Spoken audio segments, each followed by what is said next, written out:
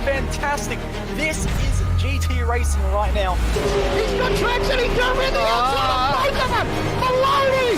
Oh, he's taken Anderson. Anderson's up top. Oh my God! Oh, big crash. Oh my goodness, half the field's going to get full. This is very close. These guys are want to make their way through the field very quickly. Oh, there we go. Oh no! That's massive! This is it! This is over! I can't believe this! Oh my God! God, what?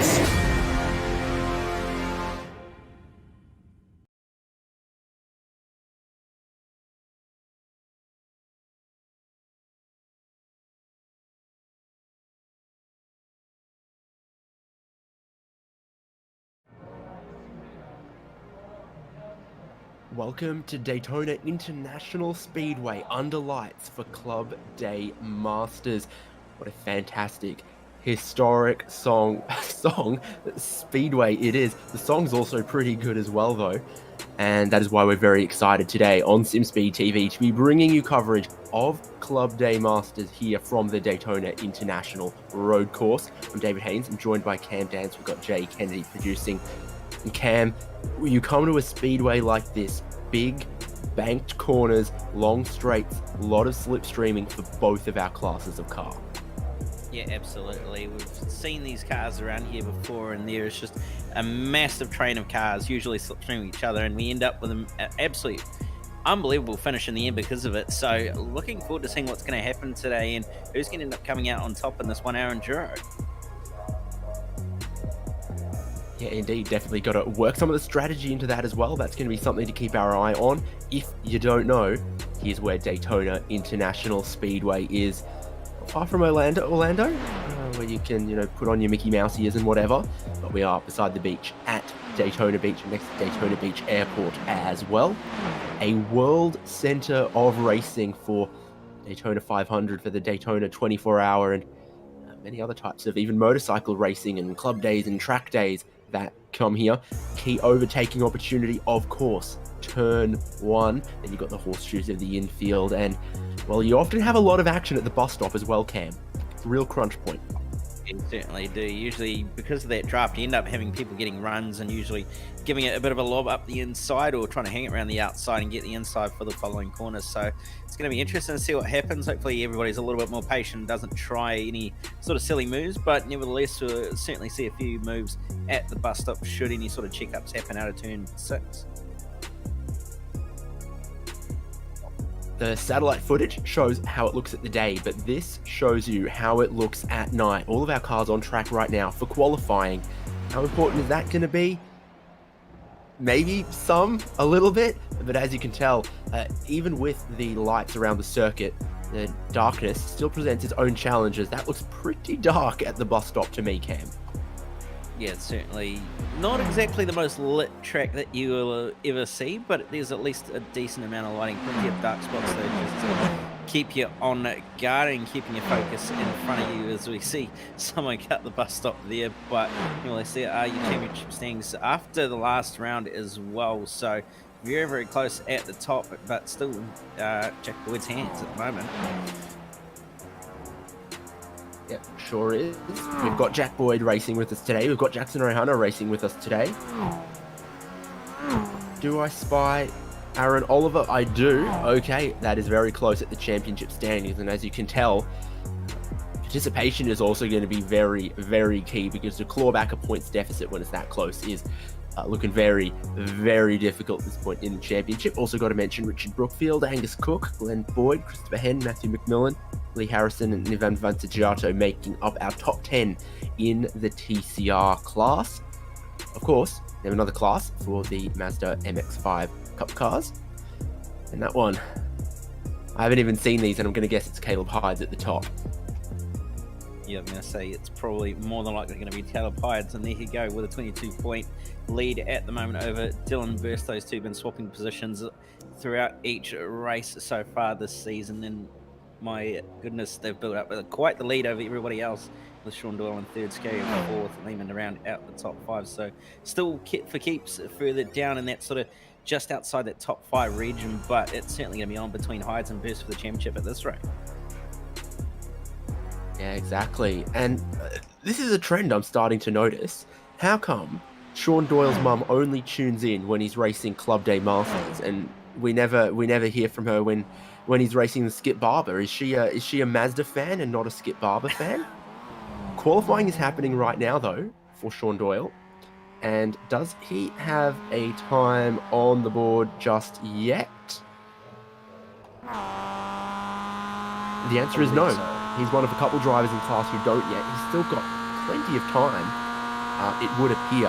But this is going to be a challenging qualifying session, because we have both classes of car out on track at the same time for qualifying. Then you add in all of the complicated slipstreaming, etc. I don't think Sean Doyle is going to be able to get pole position in his class if he doesn't manage a lap where he gets a little bit of a slipstream off someone else. It is all about the car positioning, I think, in an open qualifying session at Daytona.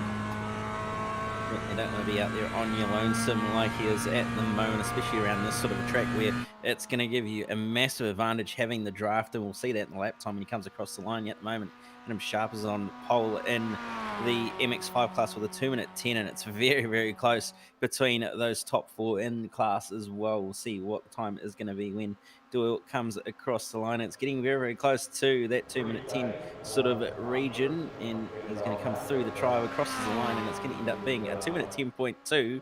And I'm actually amazed that's actually pole for MX-5 so far. We'll see if it stands, because there's also no time on the board yet for Caleb Hydes, as Ben Edwards and Lachlan Capel are going to come through and displace Sean Doyle back down into third. But at the TCR class, almost everyone in that class has a time on the board except for Jack Boyd, Cooper Allen, and Josh Haynes. He's got a good name, but it's spelt wrong. But there you go.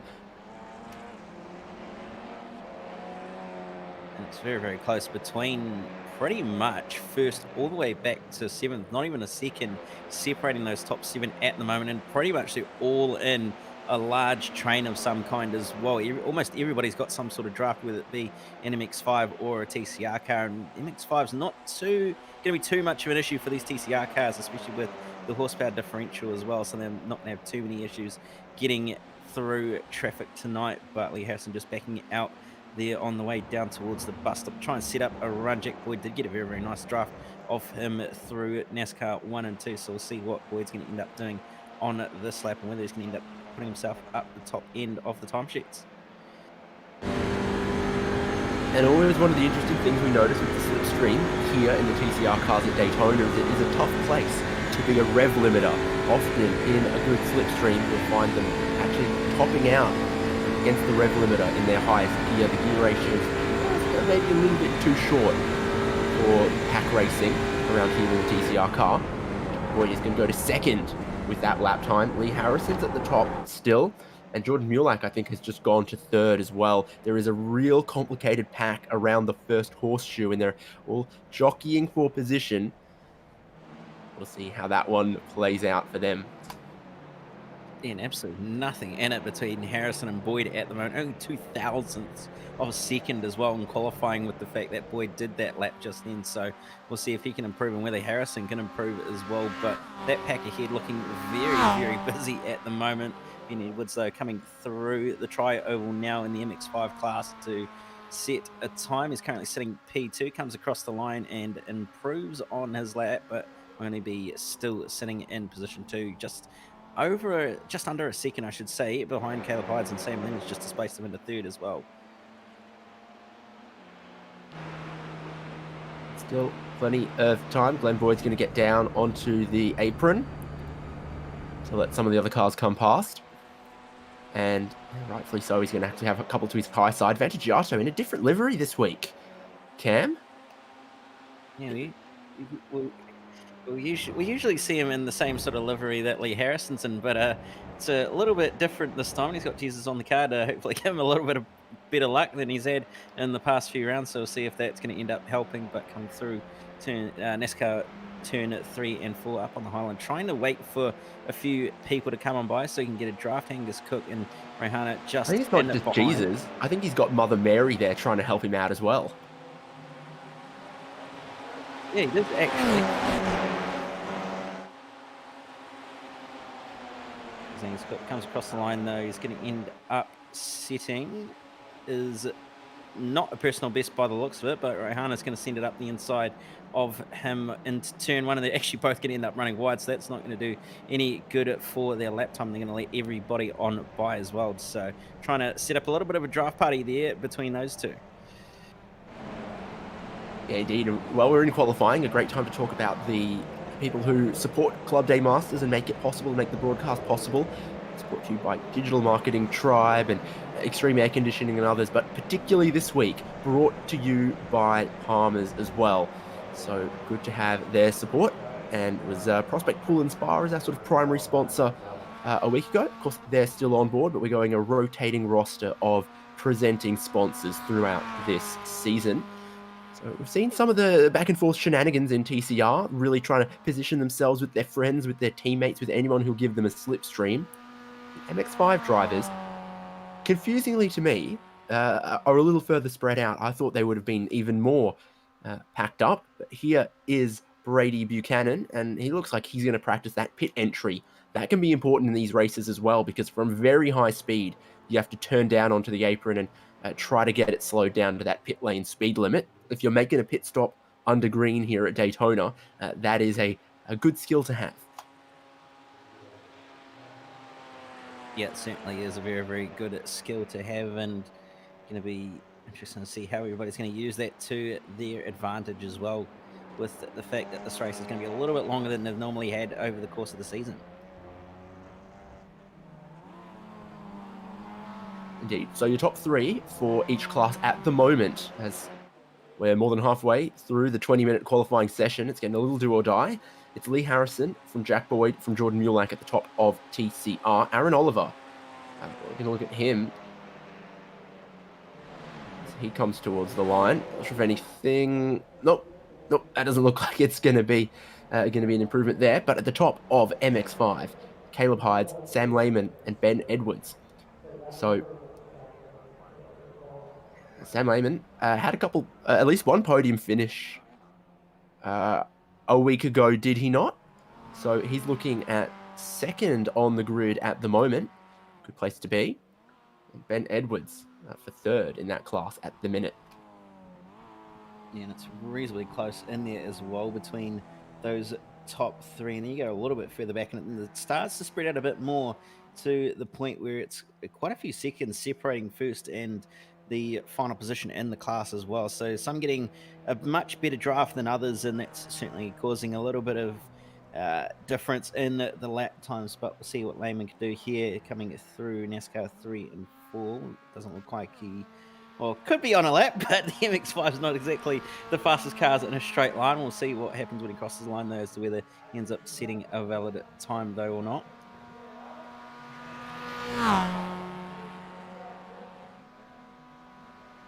Yeah, well, we'll see. This hasn't looked like the maximum full attack.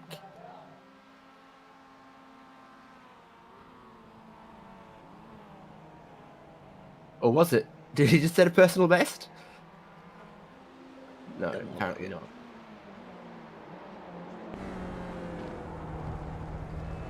It's Vantagiato. I was trying to take a good look at his new livery once again.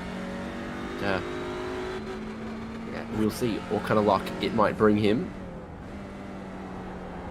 I don't think it's brought him a whole lot of luck in qualifying yet so far, as he sits 12th. But he's lining up to try and get a slipstream from someone who I don't think wants to give him a slipstream. Yeah, they're not going to be too kind. I'm not quite sure who it was, but this Vantagiato is going to be going on through it out of NASCAR 2 now towards the bus stop on his lonesome with no draft whatsoever. Going to head into the bus stop, braking as late as he can, rear ever so slightly stepping out, using all the curve he can, trying to be patient on the throttle as well on the exit, with the fact that he's in a front wheel drive machine and looking like he's going to get exit out of there as well.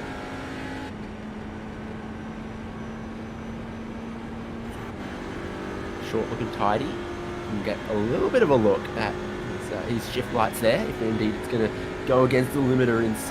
He's in 6th here right now, and it gets higher up in the rev range. He's not going to hit the limiter without a slipstream here.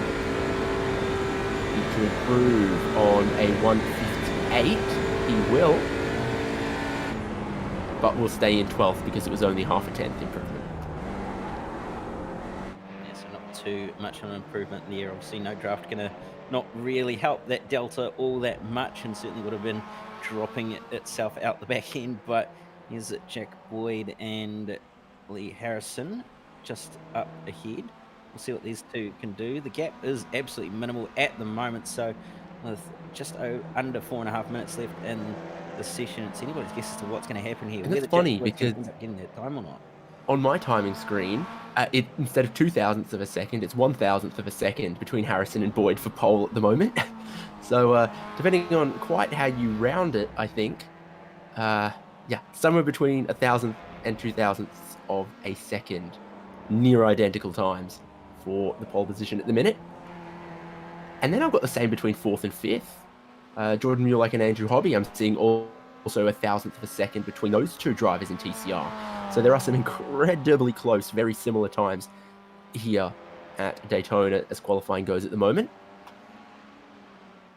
Yeah, certainly a lot of close times at the moment through that TCR field, and there's not a lot separating each position as well. You don't really need to gain much. Some positions less than a tenth just to move up 1 or 2 positions, and if you gain more than that, you can shoot yourself up multiple positions. So it's very, very close into qualifying at the moment for that TCR class, and it's still close in MX5 as well. So we'll see what's going to happen. But Paradiso coming out of the bus stop at the moment. We'll see if he can improve on this lap. Not quite going to get a draft at all, and he's going to actually have to get out of the way of the TCRs as well. So that's going to possibly hamper his lap there a little bit as a result of having to go high through NASCAR 3 and 4, but we'll see what's going to happen. He's going to slot in just behind Jack Boyd by the time he heads into turn 1.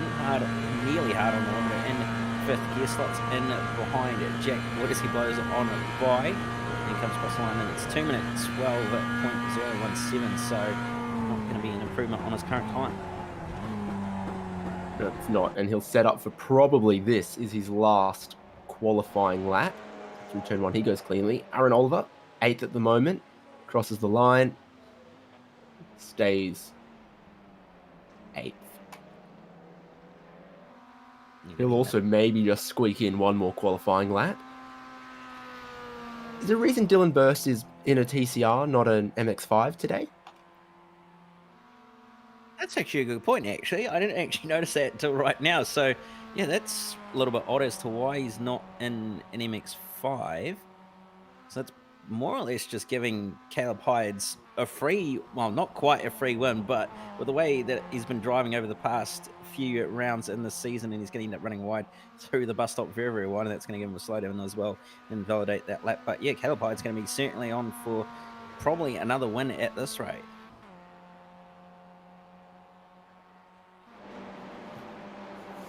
I'd never say never in a 1 hour race, knowing that about half of the field would be able to stay absolutely glued to his bumper in the slipstream. I think some other tracks might have been, a bit of a free kick, some cheap points for Caleb Hydes. Here at Daytona, I don't think so. I think that's Nick Scariev's qualifying done, as he has overshot the entry of the bus stop. So it could get one more lap, but whether he's going to commit to doing it doesn't look like he is. He's now towed back to the Jack Boyd coming down the front to an almighty double draft as well. We'll see what the lap time is going to be as he comes to the line as best. So 1 minute 57.159 and 1 minute 56.869 straight to the top of the timesheets by a very, very nice margin. Yeah, Jack Boyd to the pole in the final minute of qualifying. He rips the handbrake. I think he's actually pretty happy with that one. That's going to be his qualifying done. Lee Harrison is in the pits, so from second place, Lee Harrison's not going to be able to take the pole away. Angus Cook and Jackson Rayhana have been trying to slipstream together, but neither of them have improved on that lap from what I can tell. So it looks like their teammates are going to start third and sixth on that one. Cooper Allen to second out of nowhere. A very, very nice lap there by Allen just then to put himself in P2. Did get quite a nice draft as well from Josh Haynes on the way through NASCAR 3 and 4 on that lap as well. So certainly aided in being able to move him up the order into a front row start. But coming through down the back straight now at the moment is Brady Buchanan. So we'll see what he can do on this lap. Don't think it'll be an improvement, but we'll have to see what's going to happen. He's done a 2 minute 11.337, and that's only been good enough to be the final position in the MX5 class in 10th, but we'll see what's going to happen as he comes through NASCAR 3 and 4. Yeah, just under 3 seconds from the top of the MX5 field to the bottom. That is 10 cars in that class and 15 for TCR to bring us to a total of 25 cars. Cannon, checkered flag is out and waving. Barney's doing his job at the speedway. And that means qualifying is over for Brady Buchanan. And on his final lap, he goes faster and will go up into 9th to put Anthony Connors back into 10th. But Connors is on a flying lap as well. So definitely not over there in that little battle in MX5. Here's Christopher Henn. Doesn't look like He just missed out by about half a tenth on improving on his best time. Here's the Summit guys. Cook clearly getting a big slipstream to the line from Rayhana. So Cook's looking to improve from 7th. Will he? Won't he? Won't he? But Aaron Oliver gets an improvement as well. So track at night definitely doesn't get slower throughout the qualifying session. That seems like it's for sure. Barney, you can just make him out in the dark there, beating the life out of the checkered flag, and there's only a couple more drivers out there that are going to get to see it. I think it's literally Brady Buchanan. And Brady's finished his final lap as well, so there's only one driver still out there at the moment, and everybody else sort of finishing their runs just before. So you can lock this in. Lock in the starting grid with Jack Boyd on the front row and Cooper Allen for company. Lee Harrison and Jackson Rayhana for the next row. Jordan Mulak and Andrew Hobby in 5th and 6th for TCR, of course. In 7th would be Angus Cook alongside Dylan Burse in an Audi RS3 for reasons as yet unknown to us. Might have to drill into that one. Then Ivan Fantagiazzo praying to Mother Mary for some good luck in this race. We'll see if he can move forward from his grid slot of 9th. And he shares row 5 with Aaron Oliver. And then behind them is Christopher Henn and Glenn Boyd. The last TCR cars are Josh Haynes, Shannon McMillan, and Matthew McMillan. Then you're going to go back to the MX5 class, and that's just a show of the differential as well in pace. 8.5 second, or just over 8 seconds between the TCRs and the MX5s. But Hydes and Lehman going to be the first two MX5s before you go back to Lachlan Capelli and Ben Edwards, Sean Doyle, and Adam Sharp with Philip Paradiso, Nick Scary, Anthony Connors, and Brady Buchanan to round out the MX5 class. Holmes is our safety car driver tonight, so I wonder, and race control. So I wonder if and when we're gonna see him. Of course, a rolling start on the speedway. Difficult to have a standing start on the banking. Some people have tried. It doesn't go particularly well. Yeah, so a rolling start is the best way to do it here at Daytona International Speedway. Especially with the fact that we've got two classes which both start in much different ways to each other, so it's going to be a little bit more equal, and it'll also give the MX5s a little bit of a chance to lay back and also get their own race going instead of being caught up in the back of the TCR field as well.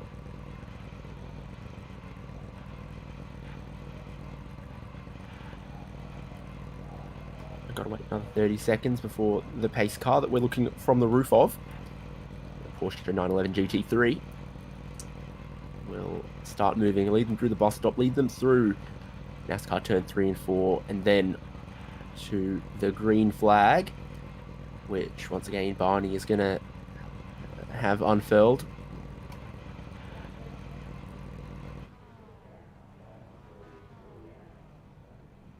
I'm just going to look on Twitter, see what Barney's been up to. Probably been up to quite a bit in the last week or so. He's been in Indianapolis actually for the past weekend or so, with the fact that we've recently had the iRacing Indianapolis 500, the fixed version.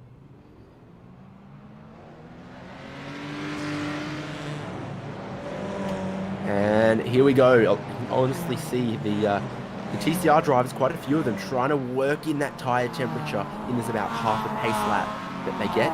TCR cars even more important to get a little bit of tyre temperature and pressure up compared to the MX5s, which, well, do need to warm up their tyres a little bit. Barney the Flagman's last tweet, by the way, May 7th, when he was waving the checkered flag for the IMSA iRacing Pro Series. So he was, that's the most recent work that Barney's most proud of.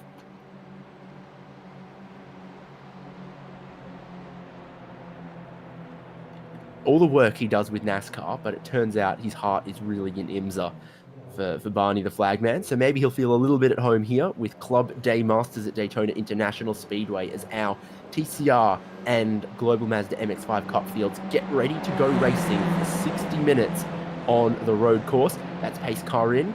Our pole sitter makes them wait and now puts the power down. Let's go racing at Daytona. Good jump from your pole sitter. Very even all behind.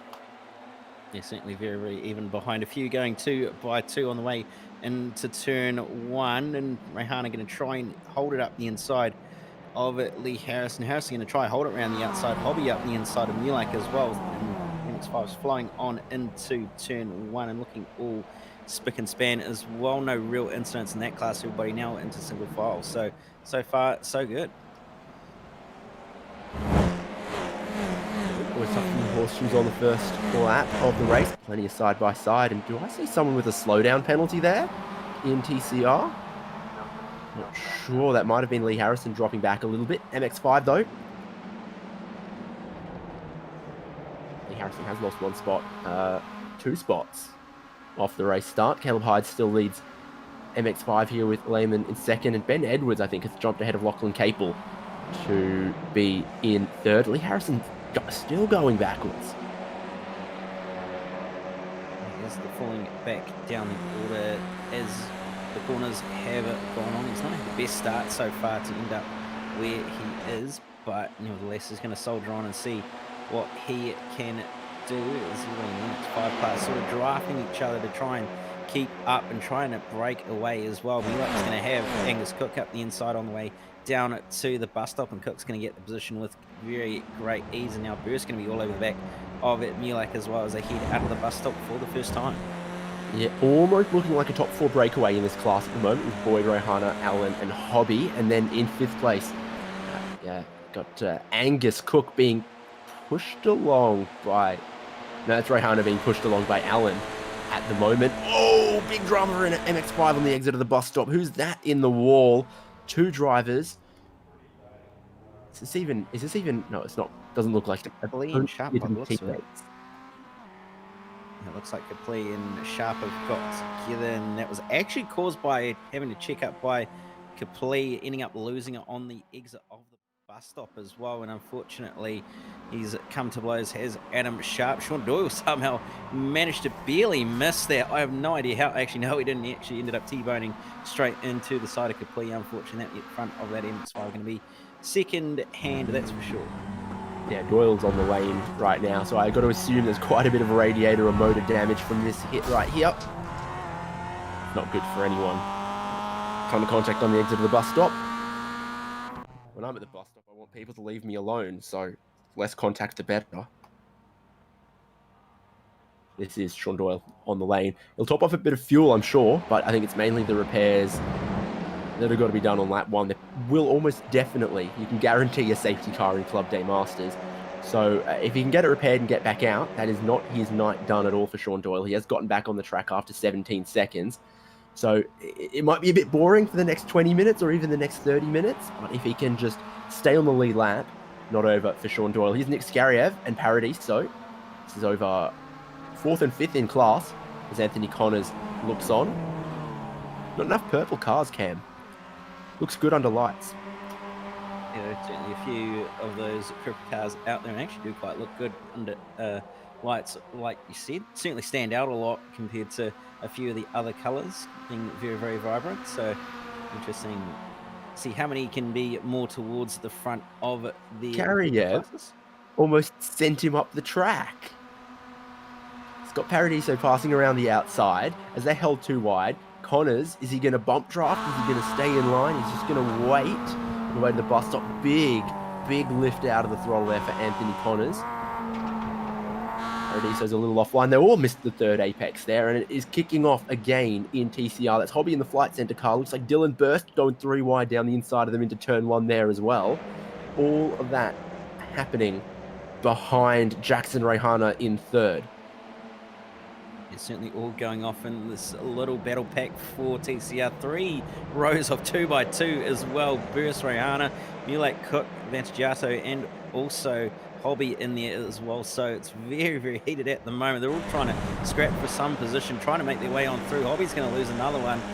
Nearly going to end up in a little bit of drama. Cook's trying to find his way on through. Fires it up the inside of Andrew Hobby. Hobby's going to be left out on the outside, but he's going to be inside for the following corner at turn 6. So Cook going to possibly just have to lift out of this one, and Vantagiato going to use that opportunity to send it up the inside.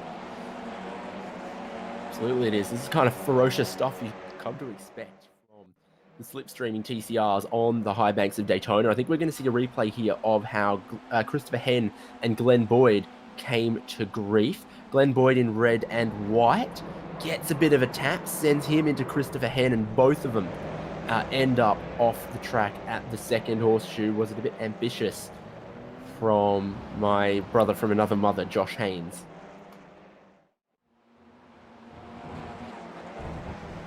He has the fastest lap of the race at the moment, though. Does 11th place Josh Haynes. He has had quite a large draft as well, so that's probably been quite a help in that. But Cooper Allen's about to get passed by Jack Boyd, and I'd say Dylan Burst as well, with the fact that those two are bump drafting on the way down at the front track. You can go around the outside of him as well on the tri-oval. Boyd's going to clear him, and Burst is just going to clear him as they come across the start line, but Allen's not going to give this one up. He's going to stick to the inside on Jack Boyd's rear bumper, and he's going to make Burst work for this one, and Burst going to be left to hang up dry on the outside and slot in behind in front of Jackson Rehana. Boyd will be thankful for that tactical bump from Dylan Burst that helped him get around the outside. At the MX-5 field, though, Caleb Hides has managed to shake them up and build a lead. Same too for Ben Edwards. We look at 3rd place, Sam Lehman. whereas Anthony Connors and Philip Paradiso and Nick Skariev for company. So we saw Connors and Paradiso and Skariev battling, and they've managed to keep it with Sam Lehman. You see Anthony Connors was trying to follow the slipstream of Lehman. Paradiso was trying to carry the speed around the outside and up high. Skariev can pick and choose how he wants to go. Are they going to Ricardo's onto Sam Lehman? They couldn't do it, but Paradiso is going to try to attack around the outside of turn 1, and of course, predictably gets in a little hot. Yeah, not going to be able to gain a position there. He might lose one to Anthony Connors here as well if he's not careful. Connors looked up the inside, but thought better of it. Scary was tucked in behind these guys as well. So if anything happens to these three in front, Scary was going to be right there to take advantage and move on through.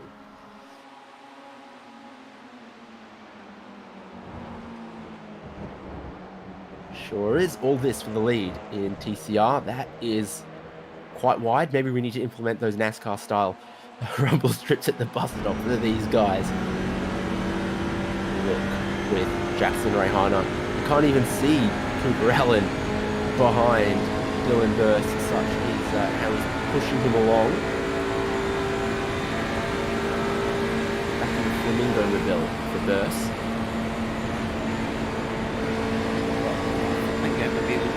Getting a bit of a move on here, looking up the inside on the apron of the oval, and around the outside goes Jordan Mulak to try and get a move done there, but he's going to end up being passed by Rehana, Harrison, and even Hobby, so he's going to lose 3 for 1 there, and he's going to lose a 4th one to Vanchiata up the inside as well. And even another one to Angus Cook, so he's going to drop all the way to the tail end of this little pack here. Get him a sticker. Well done, you tried. It was exciting. It just so happens that the corner keeps on tightening, and if you get in that little bit too hot, you will push really out wide onto that concrete where there's not the same grip as the racing surface. This is Jackson Rehana.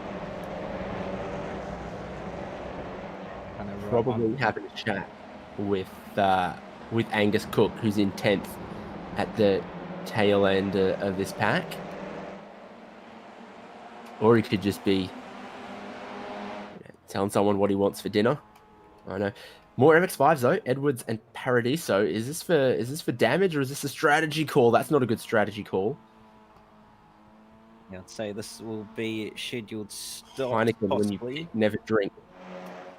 If I don't know better, I would say he'd been drinking and driving, but won't go there. There's a little bit of a bump draft from Burst on Allen, and he'll slip by Jack Boyd, who will slot back into 3rd position. So those top 3 really working together to try and not hold each other up. They're still throwing bombs at each other when they possibly can, as Boyd's now going to try around the outside, but not quite going to have the run on Burst.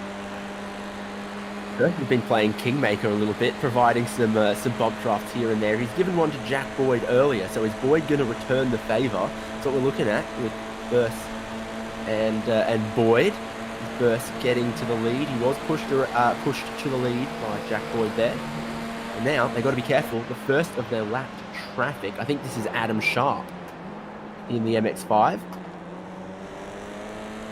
So it will be the first car of the lapped MX-5s, and they're all going to slot on by. Sharp's going to get out of the way as best as he possibly can and not hold these guys up too much. He's going to stop pretty much on the inside and wait for them to all go on by. So everybody managing to make it on through nice and quickly and without too many dramas by the looks of it. We saw both of the McMillan brothers on the lane at the same time, following the same strategy call there. So those are actually our first ever TCR stops in this race. There's no one who's taken enough damage that they've been required to pit. So McMillan's doing something different, as just about everyone else in class is in this one camera shot here, if you don't mind. You can pretty much nearly cover the entire of MX-5. Yeah, so I'd say everybody's starting to come down onto the lane. So the MX-5s are going to get their stop out of the way now to try and get themselves home. There's still going to be that safety car as well, so you're going to have every chance to close it back up. If they do make a mistake in the lane, Buchanan in as well as Capli. So Capli is going to be on the lane for the second time, I'm pretty sure, as well, after having to pit early on for damage. But TCR field just coming through NASCAR 3 and 4 now, and they're just going to end up getting on by Paradiso, and they're going to catch up to Edwards and Doyle as well. Yeah, Paradiso obviously just trying to be all the way out of the way up high and letting the whole pack just follow along on the apron. Doyle and Edwards. That is Ben Edwards on the high side around. Meanwhile, all the TCR, well, not all the TCR cars, Rehana, Harrison, Vantagiato, Cook, and Oliver are all on the pit lane together. So, majority of it, TCR's getting their first stop done and dusted. A few deciding to stay out. Obviously, some save more fuel than others, so they're going to be able to go a little bit longer, probably going to have a little bit quicker of a stop as well. So we'll see who's going to jump who, though, in the pit lane out of all these drivers who have pitted so far. And first to come out is going to be Rehana. Lee Harrison with a very, very good stop as well. Coming out just behind. Oliver jumps Cook, and coming out just behind them is Vantagiato.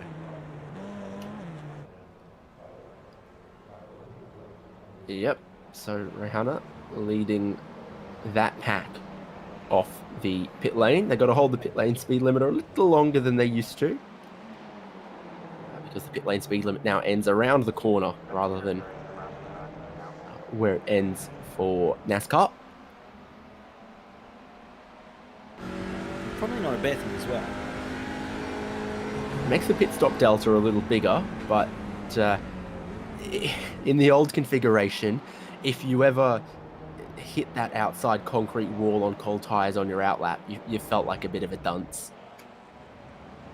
Yeah, you certainly did. We've all been there at some point, having done that in practice or even in a race. It's even worse in a race because you know you've done that in the worst possible time possible. But nevertheless, TCR's still on their way. And there's going to be just coming past. Hey, Caleb Hyde's now. He has completed his first stop. And Boyd's going to look around the outside of Cooper Dunn, although maybe not, as they're all going to come down onto the lane. Boyd's trying to gain a position here, though, onto pit road. He's going just barely done that on Cooper Dunn.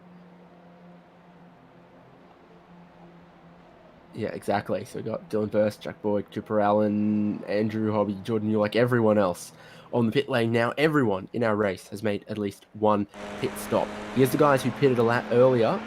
Rehana, we're looking at. He's hoping to get around very, very quickly. Same to Lee Harrison along with him as they're circulating together. Jack Boyd still stationary in his pit stall. Rolling now, so it's not looking bad for Rehana and Harrison, given how much pit lane speed limit there still is for those drivers who've, you can see, just leaving.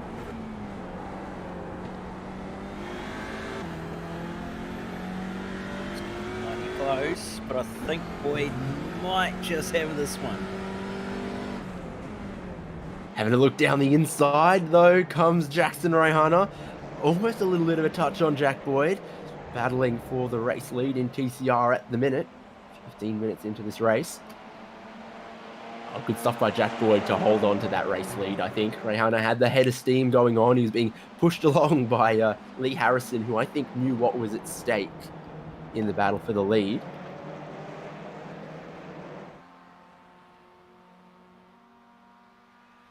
I should say the TCR lead, because I don't want to knock down what's going on in the MX5 field.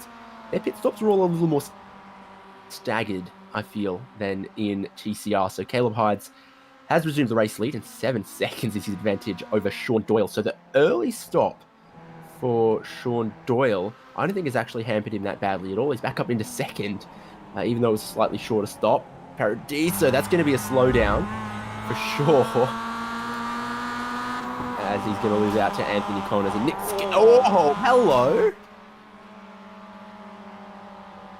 was very, very too close for comfort, and I think Connors might have a little bit of damage out of that as a result, but we'll see what he's going to do. Get a replay of that here as they're going to come into the bus stop 2x2. And Paradiso is going to overshoot a little bit, and then as they're coming out, we've got a little bit too close for comfort there. Might find a way to pin that on Connors in the air. He has got a whole heap of damage on down the right-hand side of the car there. A bit scruffy. Still chopping and changing for the leader TCR as well, though, as they've caught a little bit more traffic once again. Jack Boyd, Jackson Rayhana still at the lead, but Lee Harrison and Cooper Allen battling over third place here. And some of the guys behind who want to keep touch with the lead pack just had to throw it down the inside of the MX-5 at the horseshoe there to make sure they got clear. You have the same dramas as they now catch our friends Anthony Connors and Philip Paradiso. Get out of the way and still carrying on as well as Connors. Not quite sure how severe that damage is going to be. Doesn't look like the steering is offset, so might be able to continue on, but going to let all these guys on by and come on to the oval, and everybody else going to manage to get on by as quickly as possible.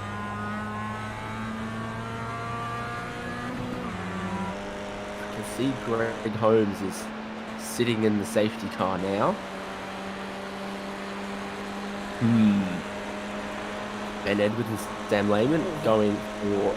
Oh, okay, Aaron Oliver getting down the inside of Philip Paradiso and then gets tapped. Wow. Angus Cook it would have been. They actually split Oh. the fives. And the safety car is coming out, and I'd say we're about to expect one.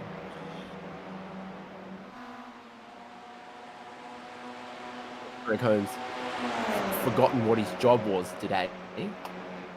That is the safety car getting into position at pit exit.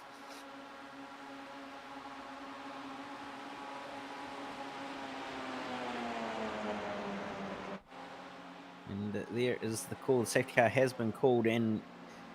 Aaron Oliver has come down onto the lane to, I'd say, get some damage fixed.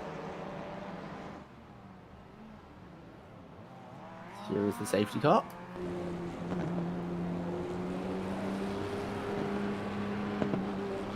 He's got Sean Doyle and Sam Lehman who are going to get waved around now so that we can get them and the safety car can pick up Jack Boyd, your TCR leader.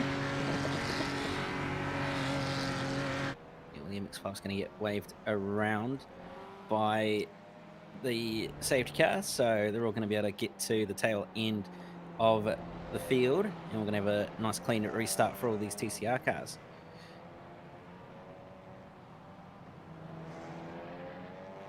So who's been a big winner through the first pit stop cycle?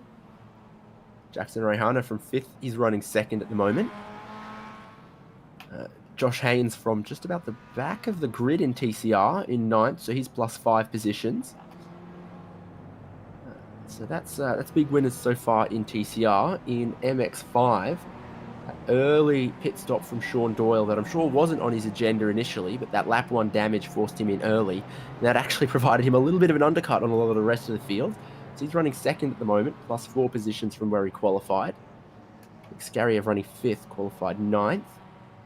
So those are our equal biggest movers across the different classes at the moment. More TCR wave rounds happening at the minute.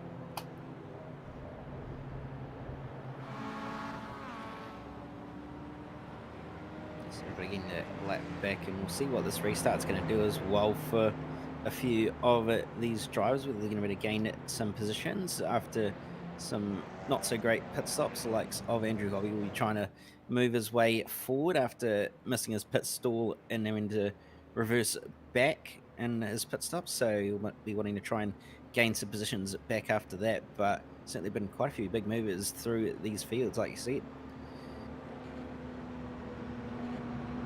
Any clues on fuel? Are we looking at a 2-stop race here?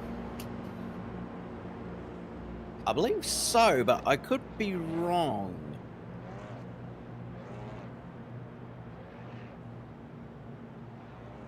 I mean, we definitely saw all of the first pit stops happen quite early. While we are on a safety car, we will take a quick look at the sponsors and supporters that make Club Day Masters possible.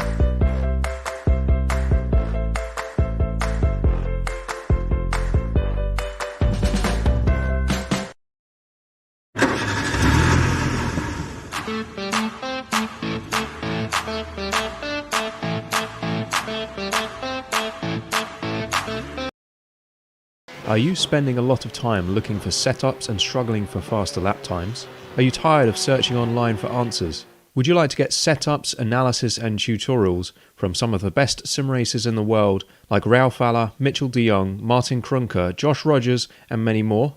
If so, virtualracingschool.com is the answer you've been looking for. VRS data packs provide hot laps from our professional coaches for you to analyse and replicate. They provide tutorials that walk you through the fastest laps and what the pros did to achieve the best times. And they provide the setups you need to ensure your car is competitive in both oval and road racing. If you're ready to get faster and reach more podiums sooner than later, just go to virtualracingschool.com and sign up for a free account today.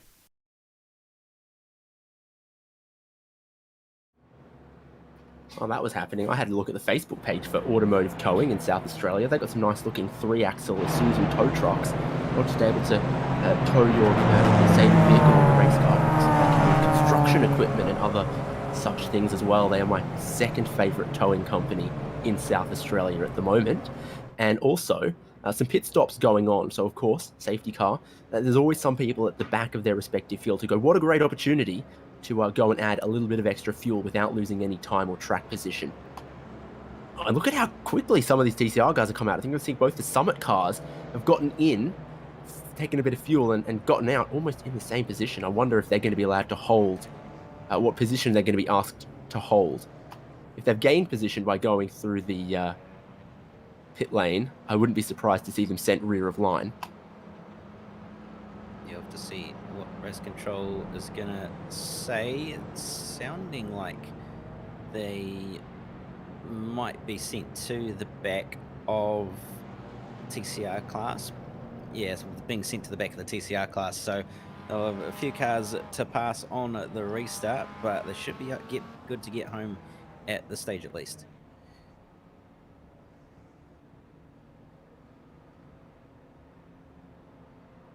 Let's take a look at what's going on for Cook and Rehana.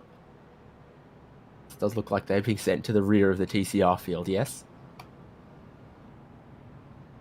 Yeah, it looks like they're trying to cycle themselves back to the end of the TCR class, and they've done that now to slot in, well, not quite, they'll have to slot in behind Cook, Rehana, Hobby and Oliver all took service recently. Yes. Yeah, slowing it behind. On that time. So those 4 guys have ended up in the back of the line for their class. Similar story for Hydes, Ben Edwards, Sean Doyle, his second trip onto the lane as well. So that puts Sean Doyle back on strategy cycle. Especially after what happened earlier on in the race, having that chance to be back on strategy and back in the same loop as what everybody else is doing, more or less. So you got to fight for the race win from this point onward.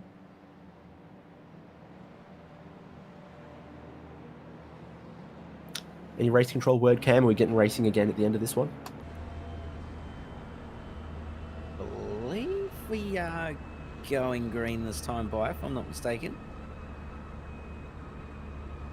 And yes, we are about to go racing this lap.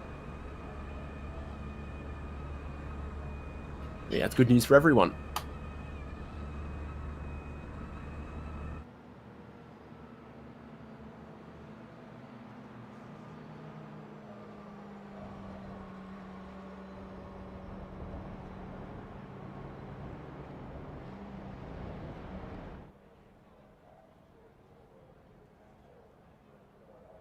There is our beautiful safety car, well adorned with some good little racing stripes, but also all of our sponsors here in this series. You don't mind a bit of SimWorks, do you, Cam? Oh, they're not too bad quality. I haven't actually really had the chance to really use their products, but they're not too bad from what I've heard. What about SimSpeed? Oh, yeah, I hear those blokes are all right too. Oh, I've heard mixed reviews.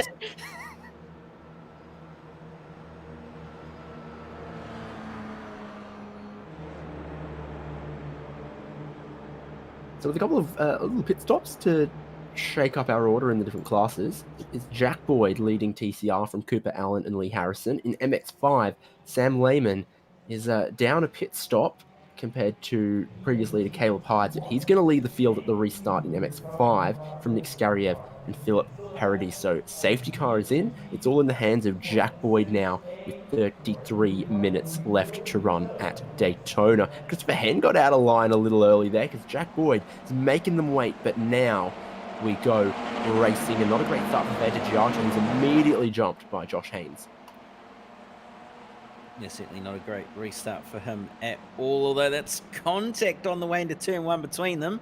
But luckily they're both going to keep it straight for the time being. Bruce looked like he might have had a move it set up on Mulak, but couldn't quite get it done in the end. He's going to look to the inside at the International Horseshoe, but not going to get it done. Right, burst well out of line. Getting sent down a position, and now another. It was very, very lucky not to end worse there for those two, or possibly even more with the fact that the grass is going to be very, very slippery. But that's contact between Vanta Giato and the other car of Josh Haynes, if I'm not mistaken. So getting a little bit of a hip check, and there goes Christopher Hen. Yeah, Hen getting helped around there. He's going to put the power down and get it facing the correct way without finding the wall, but he's gone right to the back of the TCR field between the second horseshoe and turn 6, coming back onto the banking. And helped around his burst behind Vanta Giato. Closing in the draft, and he's going to look to the inside on the way to the bus stop, and he's going to take the position straight off him. Or is he? And yes, he is. So gets that one very, very easily. And Josh Haynes has been given a drive through penalty for that incident. Looks like it could be a slowdown penalty here from Glenn Boyd, cutting the bus stop. Got real aggressive with that second apex, didn't he? Really dove in hot, car understeered. Anything on the table there, and unfortunately had to pay for it as a result, and that's nearly cooked into the fence as well as Hobby. If anything, they would have just barely brushed it. Hobby's looking up the middle to go 3 wide on the trial down and towards turn at number 1. Cook's going to back out of it. Rehana's going to hold his own on the inside. Hobby's going to try work it around the outside. Nearly holds it, but it's going to run wide. And now he's going to end up slotting in behind Aaron Oliver. He's going to take advantage of it all. And Cook trying to get that position back, but not quite going to be able to do it.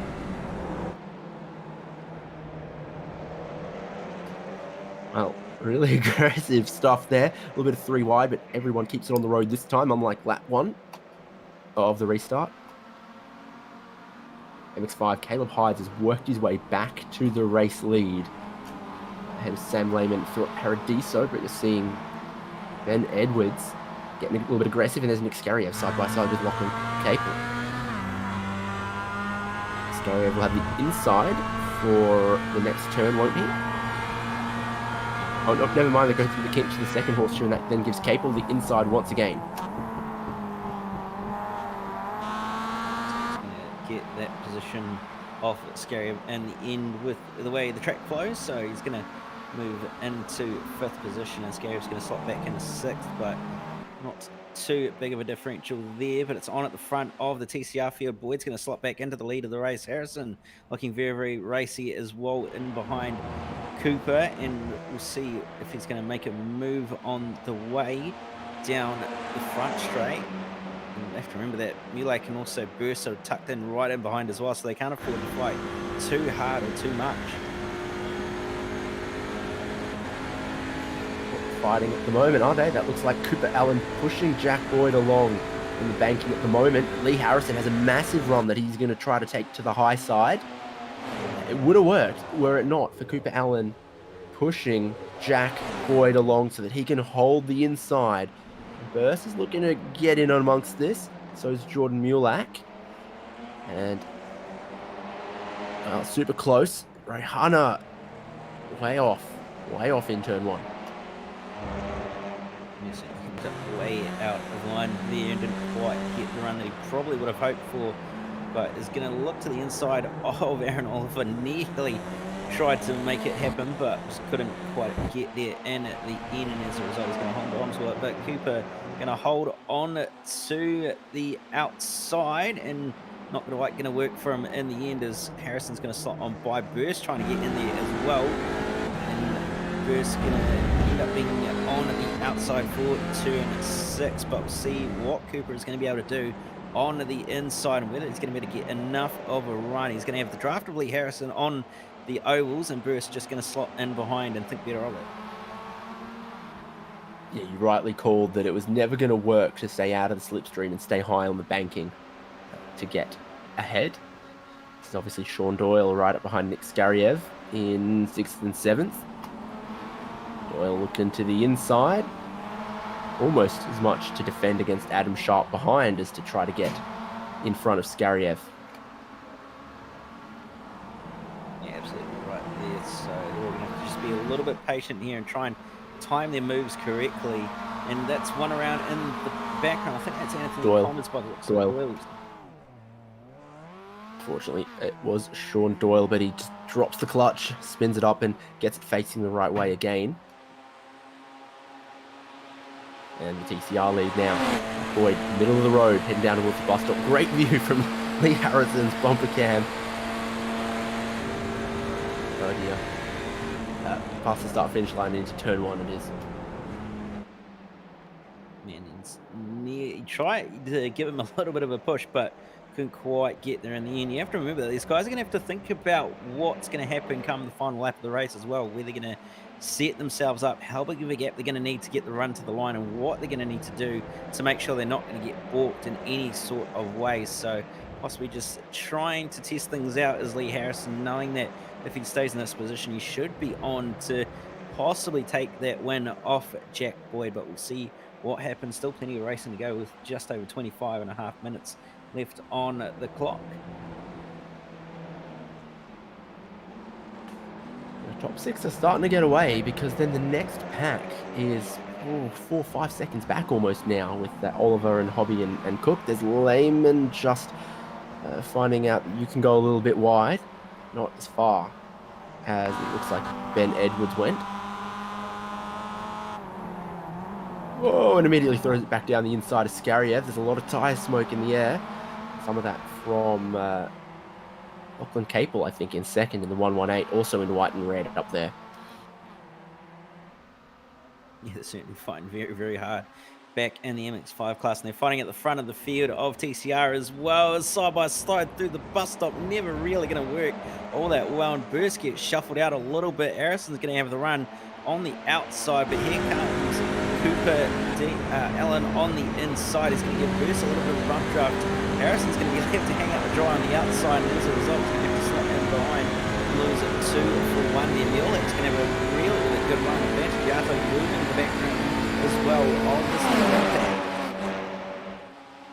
Boyd, once again, middle of the road, is going to leave the inside open, and Burst just gets pushed down the inside and into the race lead. And Jack Boyd wanted none of defending that, it seems, which is a little odd. So the two going a little hot into turn 1, and it's 3 wide for the race lead on the exit of turn 1. Jack Boyd tries to do over-under on the train of Burst and Allen. That's going to leave him around the outside for the first horseshoe, and I don't think that's going to work. Yeah, not going to work in the end. Burst, though, trying his best to hold even with Jack Boyd on the way towards the kink, and Boyd's going to have the inside, but Burst's going to have the inside for the following hairpin, and he's going to take that position off Boyd, but Boyd's going to try hold it around the outside, but just not quite going to have enough momentum.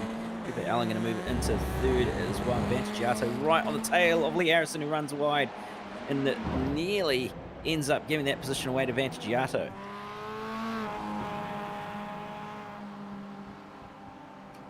Now, for some of those that didn't pit with the safety car, we're seeing them again on pit lane. So that's Lachlan Capel, Nick Skariev, etc. Probably going to see Sam Lehman again in not too long as well. This is the race lead in TCR. This is Dylan Burst being pushed by Jack Boyd. A stop. Boyd doesn't go for the inside. And the leading 6 will all stream through. certainly will all stream on through. Got themselves quite a nice little buffer as well back to that secondary pack of Oliver, Hobby, Cook and them, who really don't have anything for this top 6 at the moment. And Cooper Allen getting a little bit of a push as well from Lee Harrison, who's starting to try and catch up to those two ahead. Boyd's going to look to the outside. Vantagiato dives to the lane, surprisingly, but nevertheless, the two out front, and Bruce going to be on the inside, Boyd going to be on the outside, Allen going to be on the inside in behind Bruce. So Boyd's going to try hold it around the outside and is just about going to make it work in the end. He's going to hold second at the moment. Harrison's got a very, very good run on Allen here. He's going to look to the outside, but not going to be able to make a move happen.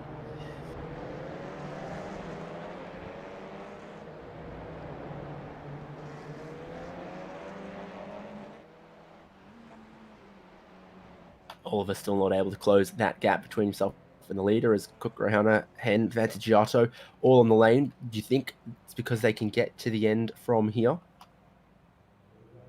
I'd say so, and that's a very, very long stop for Vantagiato as well, taking tyres, interestingly enough, but we'll see what's going to happen here. I do want to also say it's possibly a penalty involved in that pit stop. We'll see if he goes, yep, he goes after dropping off the jack, so going to be just a tyre stop there and probably quite a bit of fuel as well. But these two here still bump drafting, trying to catch up to first and second, who are also doing the same sort of thing of bump drafting on the way through the oval section. So it's certainly on between these two, these four drivers, and they're all working together as best as they possibly can.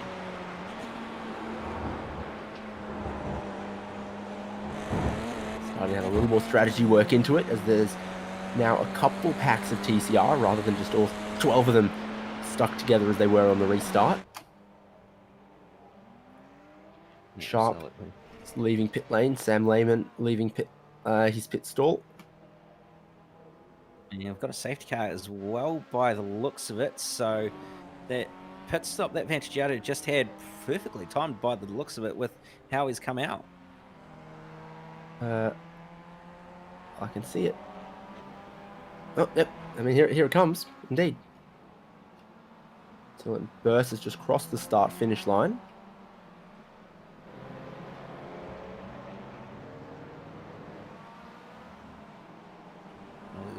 MX-5's getting waved around, so they'll pick up Dylan at Burst.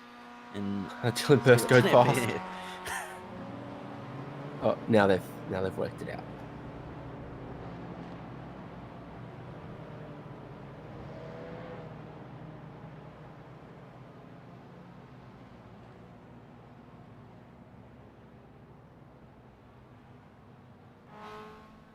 So, cars in TCR that we think have pitted and could get to the end.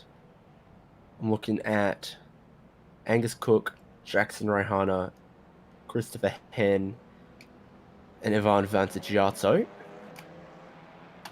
MX5. Sam Lehman just pitted. Philip Parrott just pitted. Nick Scariev just pitted. Adam Sharp just pitted. I reckon they could be good as well. Say they're all gonna be able to get home from here. Interesting as well with some of them taking tyres, so be fascinating to see whether that's going to be of any help later on in this race, whether anybody else is going to decide to dive down onto the lane under the safety car and use it as a chance to get some fresh boots on or not. I feel like for these two cars in a 1 hour race, it's not a huge difference, especially as it's been obviously quite cold on the track at night. Hasn't been a super high tyre wear time of day or anything. Not that either of these cars are that tough on their tyres either, regardless. Yeah, they haven't had a fuel restriction as well, so the weight of the car isn't exactly going to be as heavy as it might usually be in a sort of enduro where you're going to have a full tank. So we'll have to see what's going to happen under the safety car and anybody else is going to drive down to the lane. But yeah, you wouldn't imagine that tyres will be that much of a factor in this sort of race at least.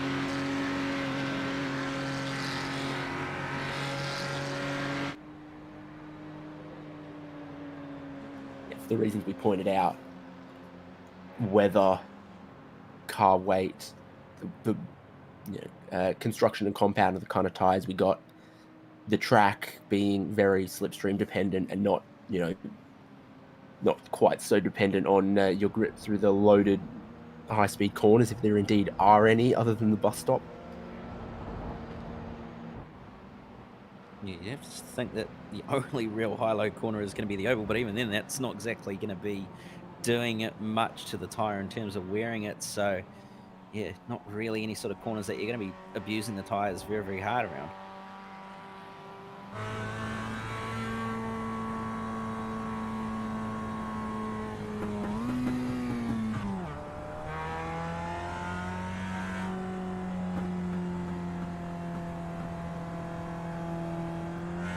Now, second and final safety car of the race, let's have another quick word from our supporters after we look at almost everyone in TCR diving onto the pit lane. So I think everyone we hadn't seen pit before the safety car.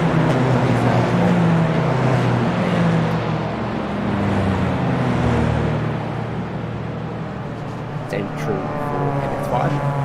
Let's hear from our sponsors.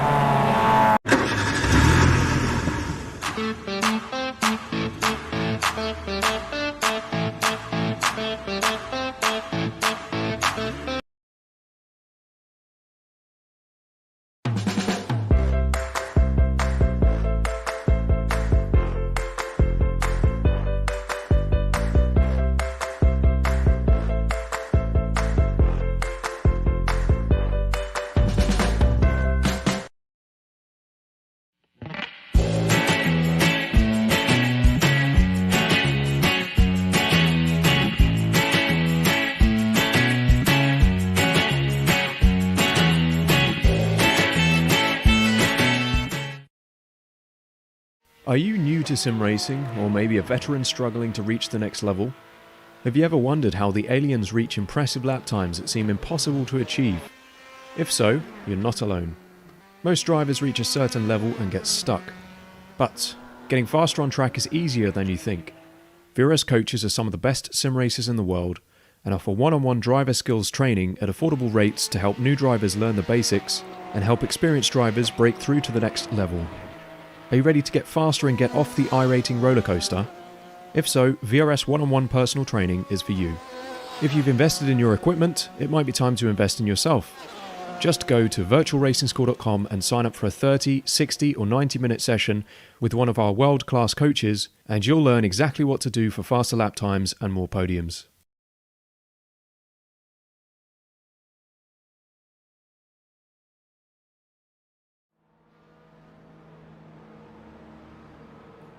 Back here at Daytona,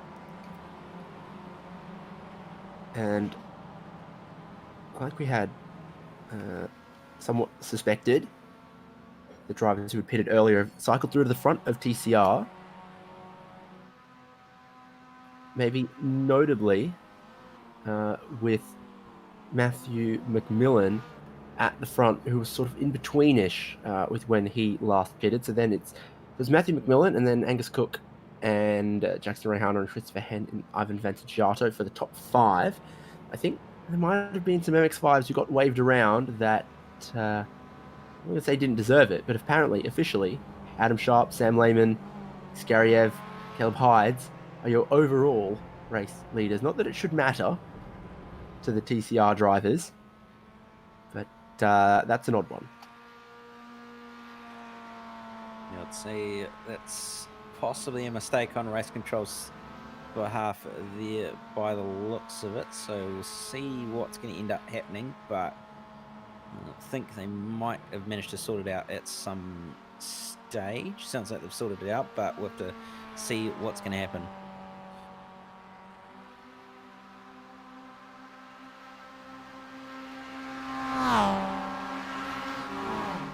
I mean, so long as everyone in class is in the right place relative to their class members, I don't think it actually matters if you score the MX-5s as being a lap ahead of the TCR. It doesn't matter for the MX-5 drivers. It doesn't matter for the TCR drivers. They're only battling the cars in their own class regardless.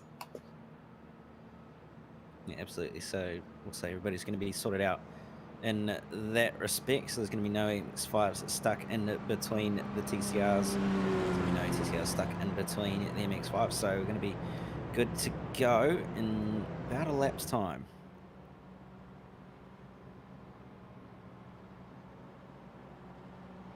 Yeah, so the MX-5s will be technically a lap up on the TCRs, but start at the back of the train on the restart, and obviously the TCR cars will just immediately pull away.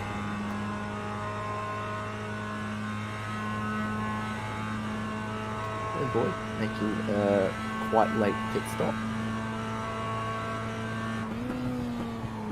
He was in last lap as well, I do believe, so I'm not sure what that's about, Glenn Boy. Sure why he's coming back in. So pit stop is, and whether it's going to be of any sort of significance. He's been sitting there a little while, so interesting pit call there.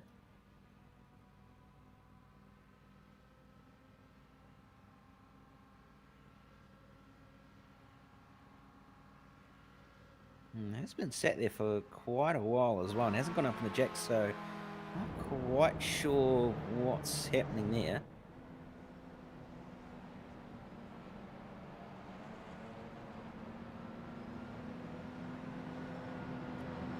Feeling like our safety car's really going to have to check them up. Maybe in the final sector of this lap. Because Stector's MX-5 is a little while to get around.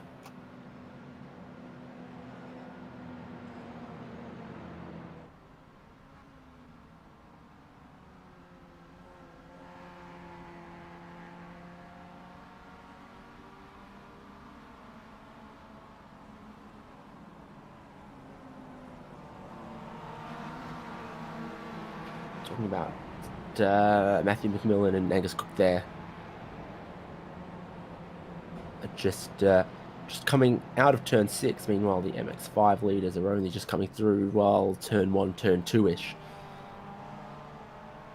I think they're going to get them. Might need a little bit of a check-up. Yeah, might just need to stop. Oh, Nicky Scarry, yeah, matey. He'd add himself to an illustrious list of people who've binned it under safety car, in good company of Romain Grosjean and George Russell and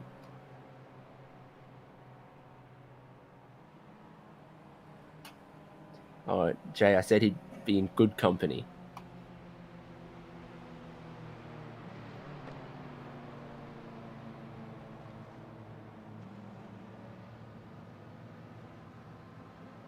So Cam, do relay any word that you get from race control.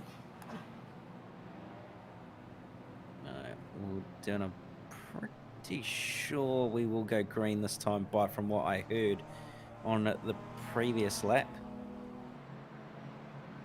And there's confirmation from race control that they are indeed going to be going green this time by. Good stuff. Going to be a real sprint to the end. Does Matthew McMillan at the race lead have the fuel to get home from here? I'm really not sure. I think everyone behind him does. Angus Cook, Jackson Rayhana, Christopher Henn, Vance Giotto, Oliver, Lee Harrison, Jack Boyd, pole sitter, all the way back in 8th at the moment in this train. The safety car is gone. We are waiting on Matthew McMillan, who we're right on board with right now, to restart us at Daytona, and he is crawling.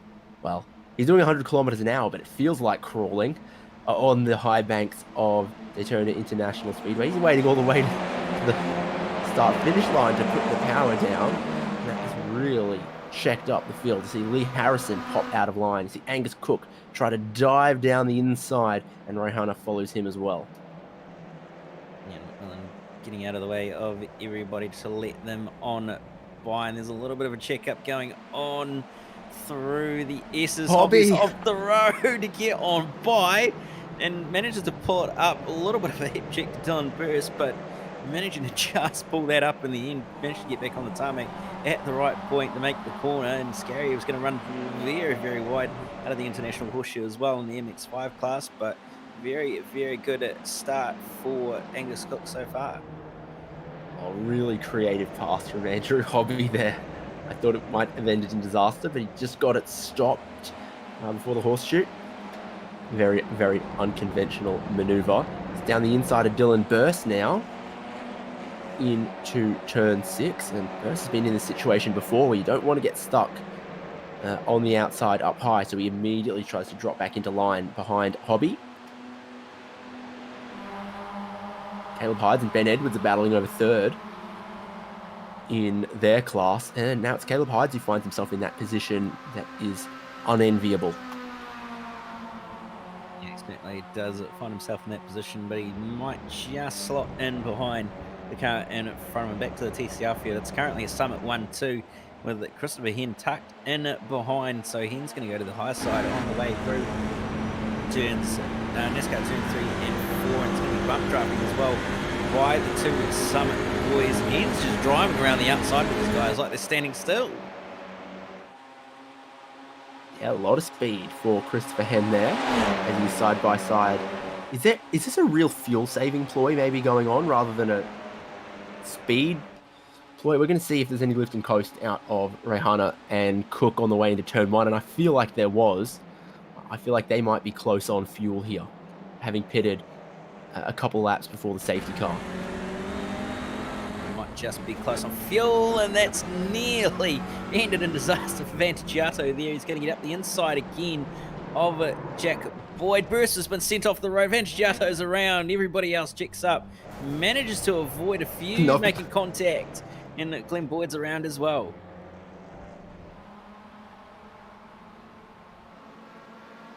Wow. At MX5, Ben Edwards to the lead. Sean Doyle throws it down the inside of Sam Lehman. Didn't those two rough a couple of panels this time a week ago? Battling over the podium positions at Okayama, I think it was. All the way off the road, if you don't mind. For... who's that behind Lehman? Brady Buchanan. I've forgotten how to read my timing screen now that the MX5s are ahead of the TCRs. Yeah, it's certainly very, very confusing at the moment, but Hyde's looking to the outside on the way down towards turn 6 and not going to get that move done this time. He's going to have Ben Edwards launching it up the inside at turn 6, so he's going to end up slotting back in the third door. He's going to have a nice little run going as well, just in behind, and now Hyde pulls out from the draft of Ben Edwards and is going to try to go around the outside. Something like momentum's just ever so slightly going to be on his side as well as they're starting to catch up to Adam Sharp, and Sharp's going to have nearly 2 contact between the two of them, both of them on the wall. Oh, more contact still there as well. Bad stuff for Ben Edwards as he takes a very unlucky ride. Adam Sharp to the lead, Sean Doyle in second. Caleb Hyde somehow slots through into third, but that thing's crabbing pretty tough. A lot of that started with Adam Sharp moving up and maybe trying to box Caleb Hyde against the wall, I think. Does that steering look okay fit to you? It doesn't to me. Yeah, looks like it might just be out a little bit, but hard to tell at the moment. He is still managing to get along with it, but he's not exactly going to be in the most perfect position. He's going to bring it down onto the lane as well by the looks of it. So Hyde's not having a great finish to the night here with the way that it's been going. Indeed not. Looks like Sean Doyle has not quite gotten around the outside for the race lead, as he's going to touch with Adam Sharp heading into the infield. Lachlan and Capel in third, then Buchanan, Connors and Lehman. Well, with Burst in the TCR and Hyde's having to make a pit stop for repairs, we're going to maybe have a first-time MX5 winner today. That's one to keep an eye on. Also, one to keep an eye on is the TCR lead battle, where Jackson Rehana and Angus Cook, the Summit teammates, still together at the lead. Big question marks about maybe their fuel economy here. Christopher Hen has looked mighty quick compared to them so far on this restart, and there is only going to be 2 laps to go when they get to the line this time. Is that a bit of a block? The smoke around for Ben Edwards. Yeah, it doesn't sound he's particularly happy as well with Hyde, so we'll have to see what race control might do about that. We'll get a virtual racing school replay of what's happened here. Hyde comes out of the lane, and Edwards coming through turn 3, and that's not what it is. Oh, mate.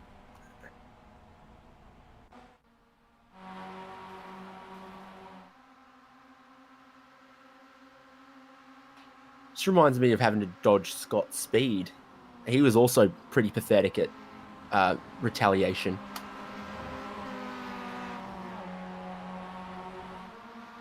Oh, I still got that replay somewhere, but for the MX-5 lead, Adam Sharp has been trading it back and forth with Sean Doyle. Now Buchanan and Capel are side by side for third, and Buchanan down at the yellow line or towards the apron, running on the inside, gets through into third, and he's got a huge head of steam as well. Following a double slipstream, he decides to fan out coming to the start-finish line. Actually, the lap count's going to be a little confusing given the MX-5s are the overall leaders. I think they've just taken the white flag. He's not waving it, Barney's not waving it, so I'd say we're going to do another lap, which is a little odd considering when they've crossed the start-finish line. Oh, I think it's the amount of time remaining when the leader's crossed it compared to the average speed of the TCR cars, which aren't the overall leader. Yes, that would be it. The average lap time that it's working off would be the TCR lap time. So it's actually setting them around another extra lap when they shouldn't be. But nevertheless, it's going to be at least one more chance for everybody to get themselves sorted out and see what they can do in terms of positions. And this MX-5 class is looking very, very spicy at the moment.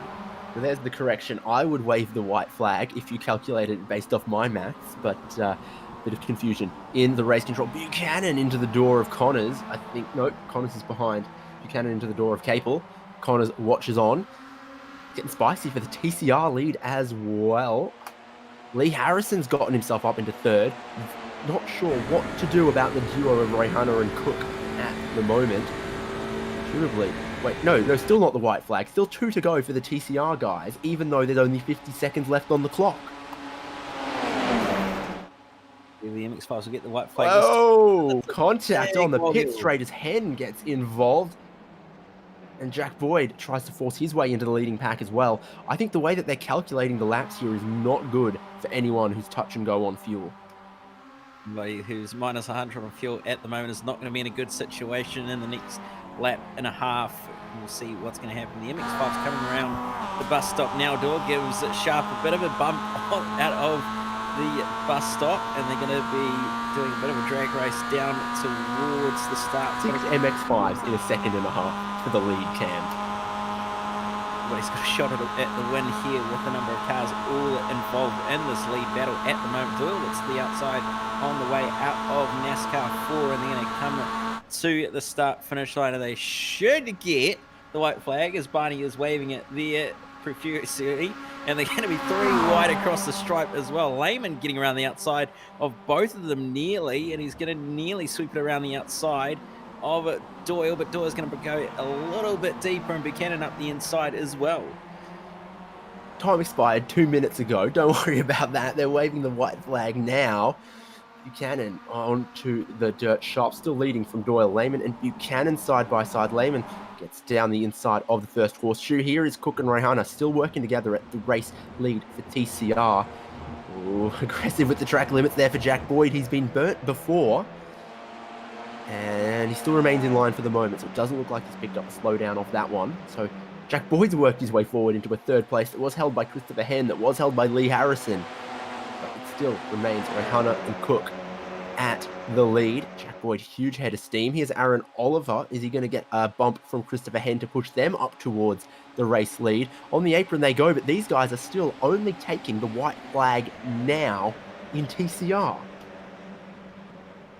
Meanwhile, the MX-5s are coming through NASCAR 1 and 2 now, so they shouldn't be too far away from ending the race, but it's still on between Boyd wide. He couldn't take the race lead, could he? And it gives a little bit more time to Rayhana and Cook. It's all jockeying and bustling for track position now on the final lap for the MX-5s though. Sean Doyle decides he wants to go down the inside at the bus stop on the last lap. You need to get well clear for that one to stick. Lehman or Buchanan could be in the best position here. Adam Sharp gives it up. I think in these cars, you don't want to be the leader coming out of the bus stop on the last lap. It's Doyle from Sharp, from Lehman, from Buchanan, from Lachlan, Capel, and it still could be any of them. I think Lehman could still be in a good position here because Sharp's going to have to come up and pull out of the draft. Lehman could get ahead of steam and come for the win. Doyle, it's probably not going to be him now as Adam Sharp goes high and gets his nose in front. Does Lehman have the fuel though? So it's Adam Sharp to the lead. Doyle back into the slipstream. Lehman on the low line. It looks like he's got a bit of damage. He's getting pushed by the 16. And Adam Sharp is just going to hold on to the race win. Is he? Yes, he gets bumped across the line at Daytona. Our first MX-5 overall win. And I think first race win there. Well, we'll keep an eye on that one. The checkered flag waves. For TCR though, here is Rehana and Cook at the lead. Jack Boyd in a really good position to go hard. He's got the fuel. He's going to take the low exit. He's going to get let up onto the racing line. He's going to force his way anyway. And then he's going to have to steal the slipstream from Jackson Rehana, Cam. Certainly is, but bear in mind, Cook's going to have a double draft here, so he might not be out of this one just yet. Boyd's going to look to the outside. Cook's going to go to his teammate. He's going to look to the inside of Rehana. He's going to make it a 3-wide race to the stripe, but Boyd's barely going to take it over the other two in the Summit cars. Cook's going to come home second, and Rehana's going to be left to hang out the dry in third. Yeah, so a bit deflated for Angus Cook there. Jackson Rehana, tough to read his mood. Those two guys work really well together, but they've been outsmarted by Jack Boyd, who's going to extend his championship lead and take a good bag of points today at Daytona. I think the 1 hour and the pit stops and the safety car was all worth it for that final lap. Your overall race winner is Adam Sharp, just ahead of Sam Lehman, Brady Buchanan, Lockie Cable. 4 of them there within 0.2 of a second. Ridiculous stuff. Then Anthony Connors, Nick Skariev, Caleb Hyde's back in 7th, and Philip Paradiso in 8th. Did Doyle have a slowdown that he didn't clear on the last lap? I think that might be the case. We're going to see Sean Doyle has been sort of omitted from the results here and been given a big penalty. Looks like he did, since that last lap didn't actually count, so unfortunately he's going to end up down at the order of the TCRs. You're going to have Jack Boyd taking the win, and that Cook and Rehana make it a Summit 2 and 3. Christopher Heen comes home in 4th. Cooper Allen running out the top 5, and then Josh Haynes, John Mulate, Andrew Hobby, Aaron Oliver, Dylan Burris at Vantagiato, and then McMillan, Boyd, Matthew McMillan, and Lee Harrison to round out the field. Wow. Daytona never disappoints, does it?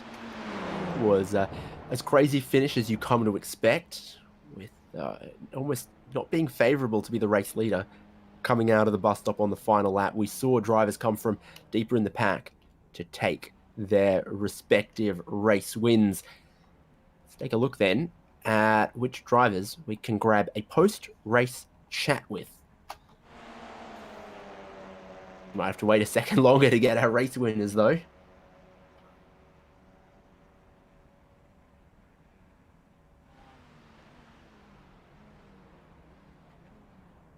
I reckon we can maybe grab both of the summits at once. Well, second and third, guys, obviously working together there to try to maintain that lead. A little bit of confusion around the timing of the final lap there. How was your fuel situation between you two?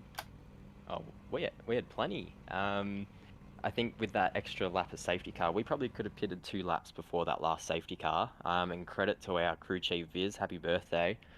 He called us in that lap right before the safety car, which gave us that ability to lead, which we wanted to do. But credit to Jack, he played us a little bit, I would say. But you know, Jackson up front there he was running real hard and kept us in that fight, and I was happy to defend there. Yeah, always interesting in these kind of slipstream battles on the banking to have a teammate in the fight with you. A lot of communication going back and forth there. Yeah. I don't know. Honestly, it was a bit of confusion, a bit of which way was the best way to go about it. Jax would probably say most because he was leading. Go for it. Yeah, look, good evening, guys. Yeah, look, sticking to the yellow line was big because we knew that at least no one could come under us on that yellow line. So as long as we stuck to that yellow line, especially on the front straight, it was that through the tri-over, it was going to do us a world of good. Yeah, look, I think Jack just sized us up that last lap and just got it, nailed us, perfect. Yeah, he did a really good job. He got to where he needed to be and picked us off with 100 meters to go. So that elusive first Club Day Masters win will have to wait another week, unfortunately. But yeah, look, overall good for the championship point still, and good for the teams championship as well. Yeah, obviously both cars on the podium. Well done, guys. See you soon, and enjoy that drink, Jackson. Thank you, guys. Have a good one. Cam loves a couple of them as well, I think, don't you, Cam? Oh, mate, everybody loves a bit of a drink, but nevertheless, well done to the Summit boys and their results so far. We'll grab the podium finisher of Sam Lehman, and not too bad of a night. It was a little bit of a crazy end to that one with how everything stacked up, but nevertheless, you managed to get a podium across the line. Yeah, it was pretty crazy, the end of that race. I was exactly where I wanted to be coming out of the bus stop, which was in third place. But with the shuffle and everything, it was yeah, just crazy. That's always a bit of a run to the finish when we're all bunched together at Daytona. Certainly, and the way the strategy ended up working out, you guys ended up all really, really close together right at the end. Did you have a feeling that you wanted to be as far back as you did out of the bus stop on that final lap, or were you just trying to work around what was happening and just ended up in that right position? Yeah, I wanted to get a bit of a run, but I didn't quite get the car turned into the right-hander, so I just got a little bit of understeer, and I was probably a little bit further back than I wanted. So yeah, that probably was the win. But coulda, shoulda, woulda. That's racing, isn't it? Certainly is sometimes, but nevertheless, you've come away with a podium. We have a couple more rounds left in the championship, and this one's certainly been very, very beneficial towards it. Obviously, are you looking forward to the rest of the rounds? Yeah, absolutely. I always enjoy Club Day Masters. Had a bit of a rough trot this season, but starting to come good in the back end, which is, you still get good points no matter what. So we'll just try and collect a few towards the end of the season. Before we let you go, just any thanks and any shout outs you want to give? Just to 93 PC. Short and sweet.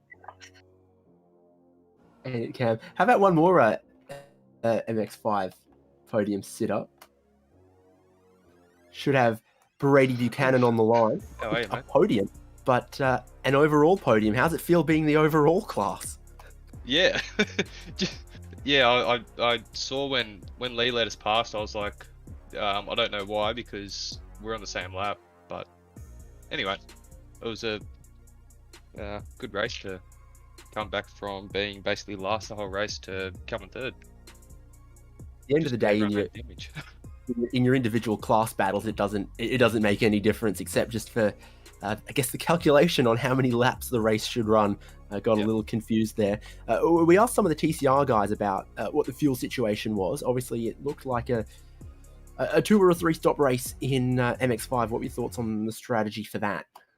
Well, yeah, it was either save about 2.5, 3 laps of fuel or do a 3 stopper, and I'm terrible with saving fuel, so I decided to pit in that first safety car just before the green, and that saved me a hell of a lot of positions and put me up about 5 or 6 positions in the second stop. Anyone else in the sim room with you today? No, Hayden's not here at the moment. He didn't race tonight, so no. You credit that to your great success then? I wouldn't say that. Peace and quiet, bit of focus? I've been in a noisy Discord all race, so it hasn't helped at all. Well, good on you. Mixing it up in that pretty epic drag race to the checkered flag there at Daytona. I look forward to seeing you next week.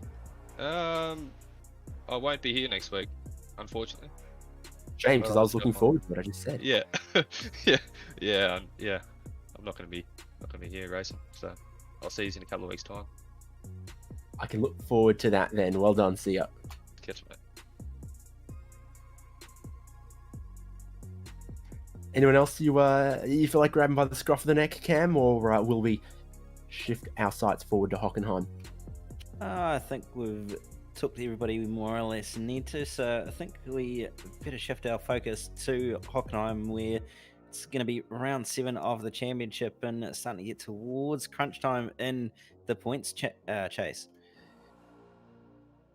Yeah, absolutely. Great points day for Jack Boyd in the lead of TCR today, wasn't it? But for our points leader in MX5, Caleb Hydes, and also for Dylan Burse, who I assume doesn't get to carry his TCR points back into the MX5.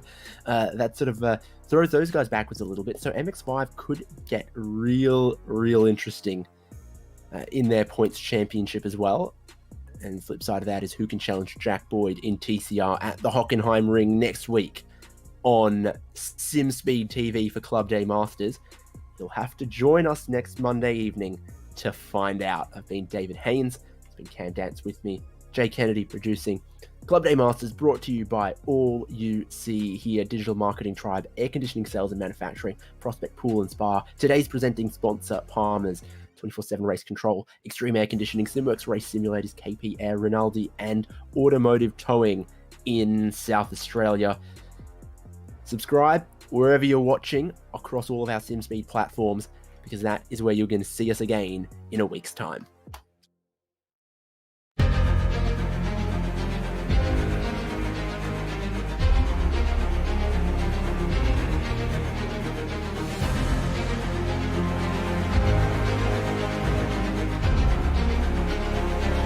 This is fantastic.